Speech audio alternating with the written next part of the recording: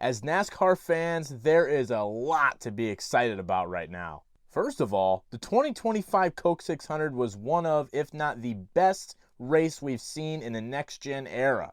Combine that with Amazon Prime providing us with the greatest NASCAR coverage I've seen in my entire life, plus an action-packed schedule for them for the next 5 races, we're in for a treat. But more on my thoughts about Prime and how awesome my bachelor party was later on in the video. First, I have to finish the intro. Because for the 14th race of the Cup Series season, NASCAR heads to the home of the quintuple overtime finish, Nashville. And guess what? There's paint schemes to review. Let's go. Starting us off, as always, is the guy who got his hat stolen. I think we can all agree one thing you don't do is fuck with another man's hat. Ross, no one would have been mad if you decided to run that guy over.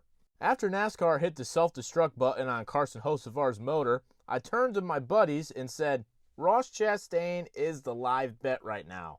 Great idea, right? Did I listen to myself? Fuck no. Congrats on the big win, Ross, and thanks for recouping my buddy's losses from the casino. Ross has a real chance to go back-to-back this weekend.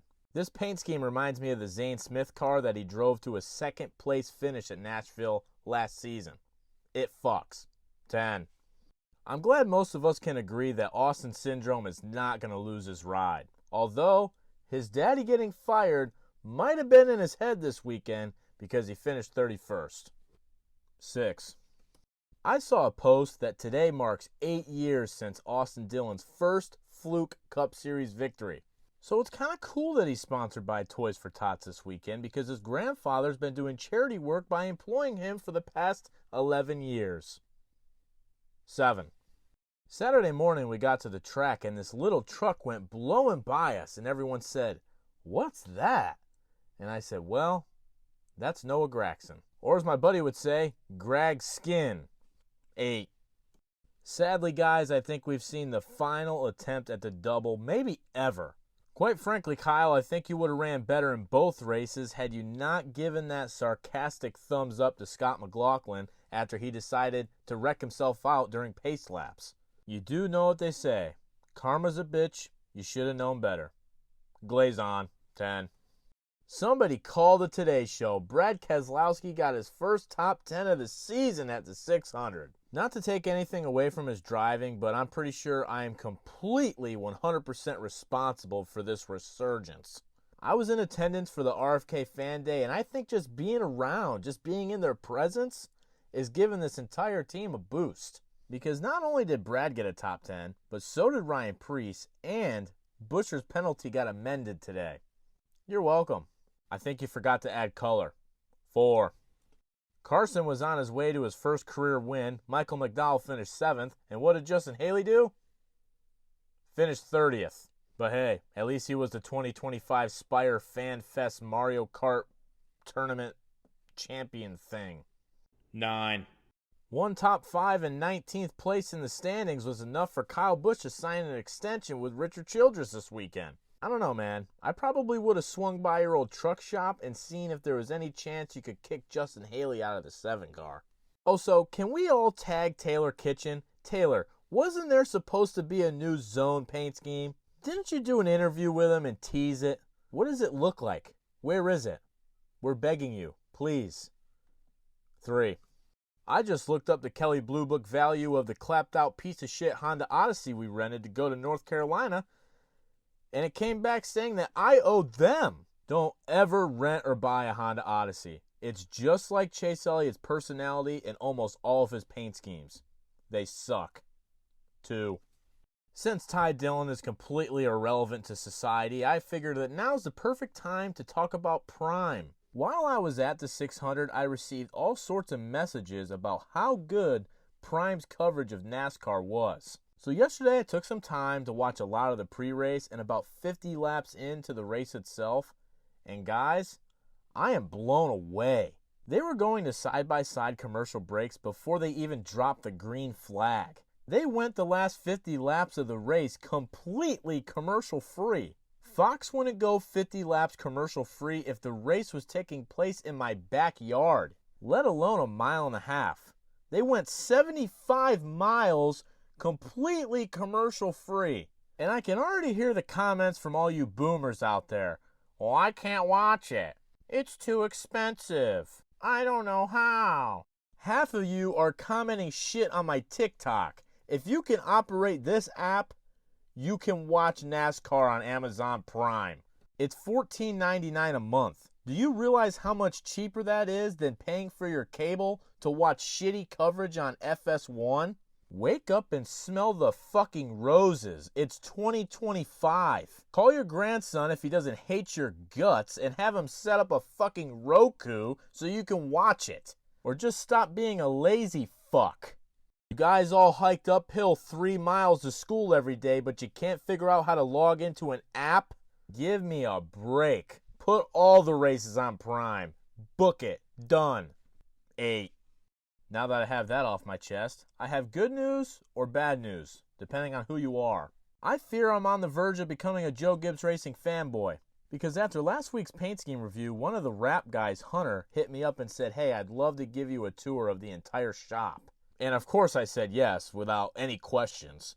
I mean, he could have been a psycho lunatic serial killer planning to turn me into a bunch of hot dogs. I had no idea. Fortunately, I'm still here to tell the tale, and guys, it was probably the coolest experience of my entire life. It gives you a completely different perspective on the entire operation. Thank you, Hunter. And those tech guys were pricks, just like Denny. 9. Has Gianna been telling Ryan to be Dave fucking Blaney? I mean, when is this guy gonna win? 8. I still can't believe AJ Allmendinger finished 4th in the 600. Call that the paint scheme of the week boost. 5. Mr. Busher. Now this is a perfect example of utilizing the additional sponsor space, although I wish they would have incorporated the O into the tire a little more. But Busher Bros are back in the top 16. Let's go. 9. See, now I can say I know one of the guys that wrapped this car. Pretty cool, huh? 10. Guys, I'm sorry, I just can't explain it. The Joe Gibbs cars just look so much better now.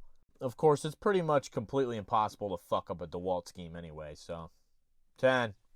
Joshy! I was so happy to find out that there's people out on planet Earth that are actually referring to Josh Berry as Joshy. Although Freightliner is kind of a touchy subject right now because one of my groomsmen managed to miss the bus to my bachelor party. 0.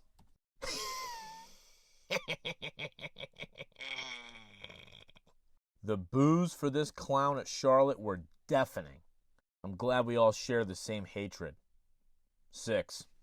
This car reminds me of the trailer park casino that we went to Friday night, which ended up being a pretty pleasant experience. For some. Although this car is disgusting. 0. You know, every time I think I want to get away from the whole Willie B fumbles the bag thing, he just goes ahead and does it again. The joke pretty much just writes itself at this point. Congrats on the contract extension, though. We know you'll be fumbling the bag at Hendrick for at least the next 4 years. Congrats. 9. Toddy, we gotta be close to the return of the pickle car, right? 10. Here's your weekly Riley Herbst exists reminder. 6. At this point, I'm losing track of the nicknames for the Zane Smith cars, but I think this week, this ride's being referred to as the Lubed Up Sex Machine 9000. Personally, I'm still stuck in between loving this or hating it. It feels like a really shitty attempt at the Joker. But like at the same time, it's an attempt at the Joker. 7. We have a shocking development in paint scheme review news. Cole Custer has been one of the highest points getters for the entire season, but has gone the last 2 weekends without having his paint scheme on NASCAR.com.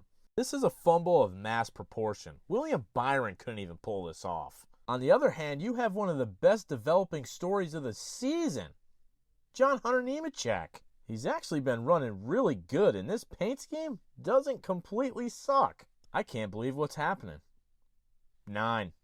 Sorry, Eric, this still kind of sucks, though. It'd be great in the 90s, but not now. 3.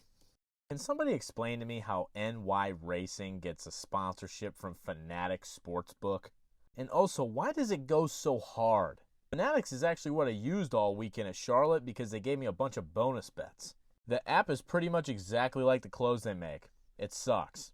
But this paint scheme? Fucks. 10. We need a ESPN 30 for 30 on what the hell happened to the 2311 paint schemes. I will say they've had a couple outliers. They've had a couple bangers this year. But for the most part, what are we doing? This looks like a shitty version of those 90s styrofoam cups. Did you not realize that you still have half the car to put shit on? Maybe make the pinnacle sticker a little bit bigger so I don't need binoculars to read it. 2. If I told you that Ricky Stenhouse is 13th in the point standings, you wouldn't believe me, so I'm not going to tell you. 10. Eli is exactly what Hendrick Motorsports is not. Why did I have to go searching, Hendrick? Why do you hate Alex Bowman? 8. Well, your whole winning in your 100th start thing got debunked at Charlotte. I don't know how many times I got to tell you. Ty Gibbs is never going to win a race. If he wasn't Joe's grandson, he'd already be shit-canned for the next guy. He's doing a disservice to the Interstate Batteries ride. 9. So I was completely shocked to find out this weekend that Ryan Preece is a big fan of mine. The guys over at Driven Sunglasses introduced me to him before qualifying on Saturday, and look how happy he was. Last Friday was Emily and I's 9-year anniversary, and I promise you, she has never looked at me the way Ryan Preece is looking at me in this picture right here. And I haven't even had an opportunity to talk to my father about this. Him and I have been following Ryan Preece's entire career. I've had a lot of big moments on TikTok. This might be the biggest. I'm fucking stoked for this. Ryan, I hope you're enjoying this video. Your new sponsor and paint scheme totally fuck. I've been telling the entire world you're going to get your first cup win at Iowa this year. Fuck that. It might just happen this weekend. And god damn it, don't forget to go to drivensunglasses.com, use promo code Tyler20, or hell, use Ryan Preece's promo code, I don't know what it is, to get 20% off and free shipping on a new pair of badass looking sunglasses. 10. What in God's name did they do to my boy? This right here may take over the #1 spot for the shittiest next-gen paint scheme. This is awful.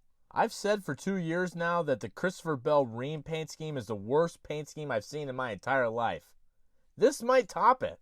I don't know what Chiefs is, and I don't even want to find out because this is awful. 0. McDowell, you're lucky. That Corey Heim ride makes this look like fucking Van Gogh. You're not getting away with a good score, though. 3. Carson, I really thought Sunday was the night. I would explain how pissed off I was watching your car decide to spontaneously combust, but you already reposted the video. You know what, Carson? I'm going to take the blame for this. I skipped out on Chili's in Morrisville. I really did plan on going, but I was running on no sleep, and we checked into the Airbnb instead. I'm sorry, Carson. Sitting down and eating a triple dipper with me is probably the luck you needed Sunday night. I apologize. 8. We don't even acknowledge the existence of other energy drink brands in this household. I brought a 12-pack of C4 Energy on our trip. It's all gone. Put the number where it belongs, Trackhouse. 2. Crocodile. 10. And the paint scheme of the week goes to Ross Chastain. It really wasn't even close. Here's your top 3.